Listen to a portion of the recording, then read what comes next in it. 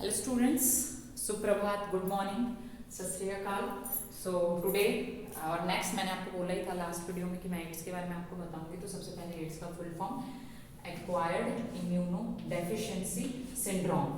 ठीक है, एक्वायर जो हम बेसिकली एक्वायर करते हैं कहीं से आता है, ठीक है, इन्फेक्शियस होता है क्योंकि वो कहीं से आ रहा है। ठीक है, इम्यूनो क्योंकि हमारी इम्यूनिटी को बेसिकली ये खत्म कर देता है, डिस्ट्रॉय कर देता है, तो इम्यूनो डेफिशिएंसी, इम्यूनिटी की डेफिशिएंसी हो जाती है सिंड्रोम। ठीक है, क्योंकि जो एड्स है हम इसको डिजीज नहीं कह सकते हैं, एक इसमें क्या होगा, एक ग्रुप ऑफ डिजीज हो जाती है, बहुत सारी अलग अलग। जैसे मैंने आपको लास्ट में बताया भी था कि एड्स होते ही WBC डिस्ट्रॉय हो जाते हैं और उसको अलग अलग तरह की और भी बीमारियां हो जाती हैं, इसलिए इसको सिंड्रोम बोला जाता है, डिजीज नहीं बोला जाता। ठीक है, और ये होता कैसे, HIV जो इसका पॉजिटिव ऑर्गेनिज्म है या पैथोजन है, ह्यूमन इम्यूनो वायरस। ओके, तो HIV के थ्रू होता है। डिटेल में आप अगर बायोलॉजी ऑप्ट करेंगे देन डेफिनेटली आप डिटेल में पढ़ेंगे कि जो HIV वायरस होता है वो बहुत ज़्यादा स्मार्ट वायरस होता है और किस तरह से वो हमारी बॉडी के अंदर एंटर करके, ह्यूमन बीइंग की बॉडी में एंटर करके कॉपी करता है सेल्स को और किस तरह से पूरी बॉडी के सेल्स को डिस्ट्रॉय कर देता है। ओके, सो अभी के लिए बेसिकली कॉजेज ऑफ एड्स आपको 4 पॉइंट्स दिख रहे होंगे। First point, sexual contact. It means कि if you are not honest to your in future obviously partner. ठीक है, sexual contact with multiple partners. तो अगर कोई पर्टिकुलर जो पर्सन है वो ऑनेस्ट नहीं है then definitely it could lead to AIDS in that particular person. Okay, क्योंकि देखिए it is to be very frank nowadays it is very much common to make a relationships. Okay, so उस time देखिए आप 9th में हैं, मुझे पता है कि आगे टाइम में ज़रूरी नहीं कि आप बायोलॉजी लें, बट ये जो बेसिक चीज़ है ये सबको पता होनी चाहिए। ठीक है, तो कोई भी चीज़ करने से पहले एटलीस्ट यू शुड थिंक कि हम क्या करने जा रहे हैं, क्यों करने जा रहे हैं, क्या वाकई में ये हमारे फ्यूचर के लिए सही होगा। ठीक है, या फिर जस्ट इंजॉयमेंट के लिए ठीक है कि हमने नॉर्मल फ्रेंडशिप कर लिया, whatever, you are smart enough to understand all these things. Definitely I make separate video for this. Okay, so जो भी आप चीज़ें कदम आप आगे उठाएं प्लीज़ सबसे पहले तो अपने पेरेंट्स के बारे में सोचें, क्योंकि आज जो आप यहाँ तक पहुँचे हैं वो सिर्फ अपने पेरेंट्स की वजह से। जैसे कि मैंने आपको पहले भी बताया था कि वी आर लकी कि हमें 3 टाइप का खाना मिल रहा है और हमारे पास चॉइसेस हैं कि हम कुछ भी खरीद सकते हैं। कोई भी चीज़ खाने के अलावा भी हम अपनी मर्ज़ी से कपड़े खरीद सकते हैं। जिस भी चीज़ पे हमने उंगली रख दी पेरेंट्स वो चीज़ हमें ला के देते हैं, चाहे वो फ़ोन हो, चाहे वो एसेसरीज हो, ड्रेसेस हो, गाड़ी हो। आजकल के टाइम में तो मैं देख रही हूँ कि बच्चे 2.5 लाख की तो सिर्फ व्हीकल लेके आते हैं स्कूल्स के अंदर। तो एटलीस्ट इसके लिए ये चीज़ हर किसी को, एंड यू आप इतने ज़्यादा फॉर्चुनेट हैं कि आपको इतने अच्छे पेरेंट्स मिले हैं। तो एटलीस्ट सबसे फर्स्ट थिंग, ठीक है आपने भगवान को नहीं देखा लेकिन आपके इतने अच्छे पेरेंट्स तो आपके साथ हैं, तो you should thankful, first of all you should thankful to your parents. ठीक है, क्योंकि कहते हैं कि दुनिया में भगवान हमें हर जगह तो वो नहीं रह सकते थे, दैट्स द रीज़न कि भगवान ने पेरेंट्स को बनाया। ठीक है, और मुझे पता है कि आप सब अपने पेरेंट्स से बहुत अटैच हैं, तो फ्यूचर में कोई भी काम करने से पहले एटलीस्ट अपने पेरेंट्स से नहीं कर सकते तो फ्रेंड्स से या टीचर से या मुझसे शेयर कीजिए प्लीज़, है ना। तो कोई भी काम करो तो थोड़ा तो सोच समझ के कीजिएगा। बाकी आप ऑलरेडी, आपकी जनरेशन बहुत स्मार्ट है, होप यू आर अंडरस्टैंडिंग, है ना। नेक्स्ट है इन्फेक्टेड मदर टू फीटस। अगर प्रेग्नेंट लेडी है और उसको एड्स है, ठीक है, तो उसके थ्रू, ठीक है, आप 10th में पढ़ेंगे प्लेसेंटा के बारे में, कैनाल होती है आप सबके जैसे नाभि वाला जो पार्ट होता है उसके थ्रू, तो वो मदर के थ्रू बेबी में भी जा सकता है। बट इन केस अगर वो अवेयर है और उससे पहले उसने डॉक्टर को बता दिया तो इसको रोका जा सकता है, ऐसा हार्ड एंड फास्ट नहीं है। ठीक है, मतलब इस चीज़ को फीटस को मदर से फीटस भ्रूण, ठीक है, ट्रांसफर होने में हम लोग उसको रोक सकते हैं डॉक्टर। ठीक है, नेक्स्ट ट्रांसफ्यूजन ऑफ ब्लड। जैसे आप किसी को ब्लड डोनेट करने गए हैं या एक से दूसरे में ब्लड चढ़ाया जा रहा है या ब्लड बैंक में ब्लड रखा गया है और उसको टेस्टिंग नहीं की गई तो उसके ब्लड के थ्रू भी वो इजीली किसी, ऑलरेडी अगर ब्लड में HIV वायरस प्रेजेंट है तो स्प्रेड हो सकता है। Injection needles, drugs injecting. ये ड्रग्स इंजेक्टिंग मैंने इसी अलग से लिखा था, आपकी बुक में नहीं है, और उसका रीज़न था कि आप सब मूवीज़ वगैरह सब देखते ही हैं और आपको पता ही है कि जो ड्रग्स है वो इंजेक्शन के थ्रू या स्नॉटिंग सूंघ के भी लिया जाता है, डायरेक्ट स्किन इस तरह से लिया जाता है, डायरेक्ट खाया भी जाता है। तो इसके थ्रू भी जैसे उस एक ही जिससे इंजेक्शन से निडल लिया जाता है या टच करते हैं आप, उसके थ्रू भी इजीली जो वायरस है वो स्प्रेड हो सकता है।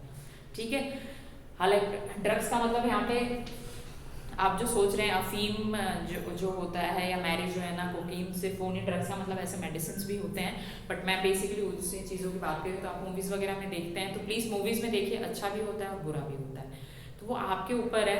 मैंने कल लाइव क्लास में भी यही बताया था कि आपके ऊपर है कि आप उससे क्या लेते हैं। ठीक है, मूवी उसके लिए रिस्पॉन्सिबल नहीं है, आप रिस्पॉन्सिबल होंगे अपने आने वाले लाइफ के लिए। Okay, so please avoid these things in your future. इसके अलावा रेजर वगैरह जैसे आप बॉयज़ जो होते हैं, शेविंग वगैरह जैसे आप ऑब्वियसली एडल्ट हो रहे हैं धीरे धीरे, ठीक है, तो आप जैसे शेविंग रेजर्स यूज़ करते हैं तो प्लीज़ उसको शेयर मत कीजिए, इस तरह की कोई भी चीज़ शेयर मत कीजिए जो इंटरनल बॉडी से, क्योंकि जब रेजर यूज़ करते हैं तो जैसे ब्लड आ जाता है तो ब्लड के थ्रू भी इजीली स्प्रेड हो सकता है। तो please avoid all these things and take care of yourself. Now last topic, ठीक है, वैक्सीनेशन या इम्यूनाइजेशन। ठीक है,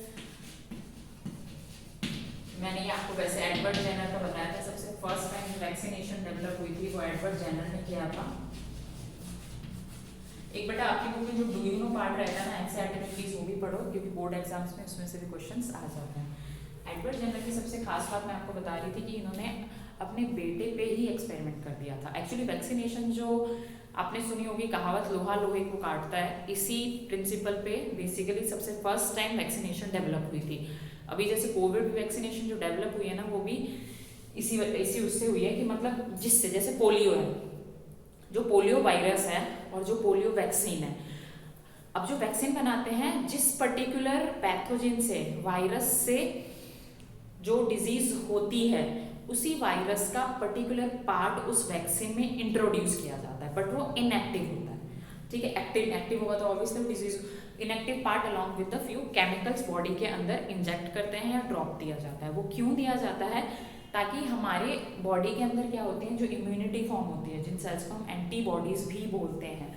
ठीक है, तो जो वो इम्यूनिटी फॉर्म होती है, तो फर्स्ट टाइम जैसे वो वायरस का, पोलियो वैक्सीन के साथ वो वायरस का इनएक्टिव जब पार्ट आएगा ना, तो हमारी बॉडी के सेल्स उसको आइडेंटिफाई कर लेंगे। जैसे आप लोग आइडेंटिफाई करते हैं कि अच्छा वो चाचा जी, नाना जी, मामा जी पहले भी आए थे घर के अंदर, है ना, और फर्स्ट टाइम उनका बिहेव अच्छा नहीं था या वॉट एवर द थिंग, या बहुत अच्छा था, first impression is the last impression. उसी तरह जब हमारी बॉडी में वैक्सीन एंटर करती है तो हमारी एंटीबॉडी उस वायरस को आइडेंटिफाई कर, अच्छा ये जो वायरस है इससे ये डिजीज होती है। ठीक है, तो क्या होता है, और इसीलिए आपको पता होगा कि छोटे में जब आपको इंजेक्शंस लगे थे ना तो आप लोग बीमार हो गए होंगे, क्योंकि हमारी बॉडी उस टाइम लड़ रही होती है। जब हमारी बॉडी फाइट करती है ना बाहर किसी भी फॉरेन बॉडी से, किसी भी वायरस बैक्टीरिया से, तो उस टाइम हमें फीवर हो जाता है। ठीक है, लड़ते हुए, इसका मतलब ये नहीं कि वो जल्दी हमारी बॉडी उससे वापस बैकअप हो जाता है। ठीक है, तो दैट्स द रीजन कि फिर आइडेंटिफाई कर, अगर नेक्स्ट टाइम वो पर्टिकुलर वायरस या पैथोजन हमारी बॉडी में एंटर करने का ट्राई करेगा तो हमारी बॉडी ने पहले से ही एंटीबॉडी प्रिपेयर की होगी और उसको अंदर नहीं आने देगी। ठीक है, and that's why vaccination is very good. Edward Jenner ने सबसे फर्स्ट टाइम अपने बेटे को ही इस तरह का इंजेक्शन दिया था, एक्सपेरिमेंट किया था, और उनका एक्सपेरिमेंट बहुत सक्सेसफुल हुआ था और तभी से वैक्सीनेशन डेवलप हुई। ठीक है, इम्यूनाइजेशन भी इसी पे वर्कआउट करता है। एक आपका है एंटीबायोटिक्स। आप सबने एंटीबायोटिक्स कभी ना कभी ली होगी, नहीं ली होगी तो वेरी गुड, आप बहुत लकी हैं कि आपने एंटीबायोटिक्स नहीं लिया। ठीक है, जो वैक्सीनेशन होता है वो बेसिकली वायरसेस से जो डिजीज होती है उनके लिए होता है, और जो एंटीबायोटिक्स होते हैं वो होती हैं बैक्टीरियल जो डिजीज होती है। ठीक है, अब आप कहेंगे कि वायरस के लिए एंटीबायोटिक्स क्यों नहीं है या बैक्टीरिया के लिए वैक्सीनेशन क्यों नहीं है, तो उसका रीजन है कि बैक्टीरिया क्या होता है, इजीली, वायरस होता है ना, वायरस के आसपास एक प्रोटीन कोट होता है, तो वायरस की खास बात यह है कि बॉडी के बाहर वो मरा हुआ है, डेड है। ठीक है, तो हम उसे फाइंड आउट कैसे करेंगे, वो मरा हुआ है बॉडी के, और जैसे वो लिविंग बॉडी के कांटेक्ट में आता है ना वो जिंदा हो जाता है। ये उसकी खास बात है, उसमें क्लियर होती है, प्रोटीन कोट होता है, हायर क्लासेस में you will read. That's the reason क्या होता है कि जो वायरस होता है ना उसको किल करना या इस तरह से आइडेंटिफाई करके एंटीबायोटिक के थ्रू उसको मारना इम्पॉसिबल है। दैट्स द रीजन कोई भी जो वायरल डिजीज होगी, चाहे वो हेपेटाइटिस है, जॉइंटिस है, पोलियो है, या हर्पिस है, या एड्स है, या अभी कोविड-19 है जैसे, उसके लिए वैक्सीनेशन ही डेवलप करनी पड़ती है। ठीक है, और जबकि बैक्टीरिया के अंदर इस तरह का कोट नहीं होता है, वो बाहर भी लिविंग है, अंदर भी लिविंग होकर मल्टीप्लाई कर रहा है। तो एंटीबायोटिक्स, एंटी मतलब opposite, against life, okay, against, bio मतलब आपको पता ही है लाइफ, तो कौन सी हमारी लाइफ नहीं, अगेंस्ट हीज लाइफ, ये भी तो लिविंग ऑर्गेनिज्म ही है ना, तो इनके अगेंस्ट जो काम करता है उसको एंटीबायोटिक कहते हैं, ठीक है। तो एंटीबायोटिक्स इजीली जैसे बैक्टीरिया को इनएक्टिव कर देती है, और फिर इसीलिए हम जब एंटीबायोटिक लेते हैं तो एक पर्टिकुलर टाइम के लिए जो बैक्टीरिया इनएक्टिव हो जाते हैं और वो डिजीज हमेशा के लिए, ऑलमोस्ट हमेशा के लिए तो नहीं, मतलब एक पर्टिकुलर टाइम के लिए खत्म हो जाती है, ठीक है। So this is all about why do we fall ill. आपके कोई भी डाउट्स हैं और कोई भी positive comments, negative comments, all welcome, okay. और प्लीज़ कोई भी इस तरह का कोई भी आपका सजेशन भी हो तो please you can give your suggestion. Thank you so much, have a nice day.